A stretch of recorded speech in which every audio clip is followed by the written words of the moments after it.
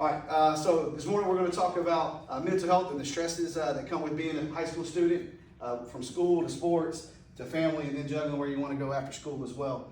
So we're going to start with just talking about other high schools and how they view stress. So I'm in PACE, which is like a college prep program. You're surrounded by like super smart people. You're in like a super smart program. I think I definitely put a lot of pressure on myself.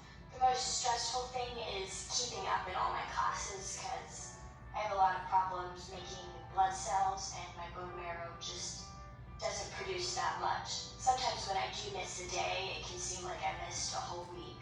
Este año es muy pesado para decir porque necesitamos encontrar un colegio y nosotros lo tenemos que hacer nosotros mismos porque no hay nadie que nos pueda ayudar para escoger cuál colegio queremos, hacer decisiones de nosotros. You see everyone else like applying to colleges already, turning in their applications, and yet I know that I can't exactly do that because for me my option is community college because it's something that I know I can pay for myself. My dad had already explained to me how he can't pay for it. I didn't expect him to. Stress to me is parents fighting.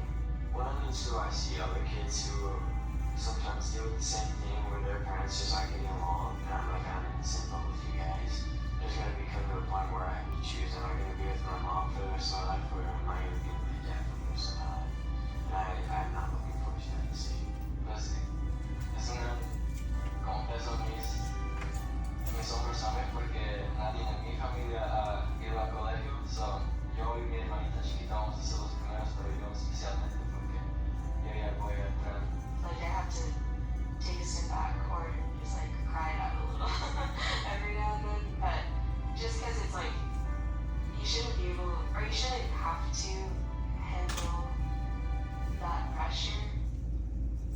All right, so right off the get-go, we kind of all understand there's a lot of stress that goes into it. Some of it's our own, some of it isn't, right? So family issues, that's just kind of dealt to us. We don't really get to choose who our family is. We just have to kind of live with what comes with it. So just the pressures of that in school and choosing the school you want to go to in college.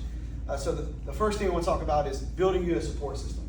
Right? We all need a support system. Right? The biggest thing we can do is find people who care about us. Right? Find someone we can talk to. Right? Especially men. Men do not do a very good job of communicating their feelings and emotions. Right? It's great to hear the last girl talked about sometimes you got to cry it out. Like, emotions are real. Right? We're allowed to have real feelings. All right? So make sure you have someone you can talk to. Right? It could be your coaches, it could be your family, it could be your friends, it could be youth group, whatever. But find someone you can talk to and have real conversations with. All right? Well, don't worry about that. Here we go. Go. All right, so what's stress? All right, there's physical and emotional impact that comes with it. So what is stress? All right, we all get stressed out. Okay, is stress always a bad thing? No, it's not, right? There's times that stress can actually help us do good things. So like an example where stress isn't bad. If you ever played baseball and you get into the batter's box and everyone there is staring at you and you're feeling all the pressure. But what it does is like your heartbeat picks up, right? We start sweating a little bit, get a little tense, but what it does, it helps you hyper-focus on what you're doing in the moment. So all stress isn't bad stress. And it says it here, short-term stress can actually motivate you to do better. Long-term stress, which is chronic stress, that is not good, right? And that's where your body starts taking tolls on itself. All right, so a couple things we talk about vocab-wise is stress, all right, distress and eustress. All right, eustress is what we just talked about. This is your positive stress. Distress is, if you ever felt distress, right? That's where you panic, right? If you hit the distress button, right? That means something's not good and you're struggling with coping and being overwhelmed. All right, and then stress, like we said, it's just a physical right response your body to a demanding challenge. So I just said it a second ago. So what does your body do? Right, heart rate goes up, breathing increases, right? Your energy spikes, and in short spurts it can be really, really good. In long spurts it's really, really bad. You can see this in our fight or flight system, right? You get scared, are you running, right? Or are you swinging, right? But your body's doing something, right? If you don't believe me, just watch a scary movie. You'll know exactly what I'm talking about. All right, short term versus chronic stress. Short term is anything that's like days to weeks, and then your chronic stress is going to be long-term, months or years.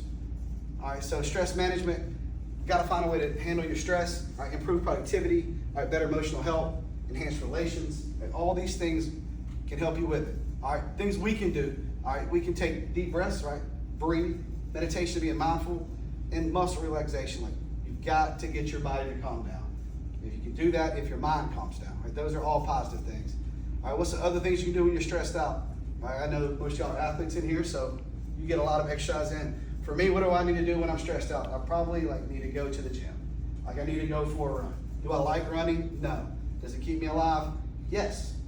All right, so those things are good for you. Just get your body going and kind of get out of whatever it is that's stress. Like 20 minutes can go a long, long ways. A couple other things, make sure you eat well. All right, make sure we get some sleep. All right, those are the two things that are the hardest to do when you're stressed out. All right, and then here's what I want y'all to do. All right, you're gonna build this My Stress Toolkit poster. All right, and here's the example for me. All right, and what you're gonna do is you're gonna put your name here at the top. All right, you're gonna talk about your stress triggers. I want 3 of those. All right, 3 body signals. Right, so for me, like, headaches is the number one thing, right? During football season, I get stressed, and I get these migraines really, really bad, generally on Sundays, like, not good. All right, coping strategies, things you can do to do better, right? And then my action plan of how am I gonna handle it? Like, once I have these stresses, how am I gonna handle it? All right, so that's what y'all are gonna do next. You're gonna get on to Canva, you're gonna sign in, okay? And then from there, you'll create your own poster. All right, does anybody have any questions about getting on the Canva? What we do? Yes, sir. What do I use my school email to? Yes, use your school email. So it's provided through Hoover City. So sign in here, all right? And then make sure you share it with me when you're done. All right, so just send it to me. You can download a copy and send it to me. Make sure it just doesn't get out to everybody. Okay, yes, sir. Do we have to cite our sources? Always cite your source. If it's not your idea, cite the source. So if you didn't come up with it, even if you paraphrase, cite the source. Okay, if it's yours, don't. But honestly, it's probably not going to be yours. All right, everybody good? All right, well, let's get working.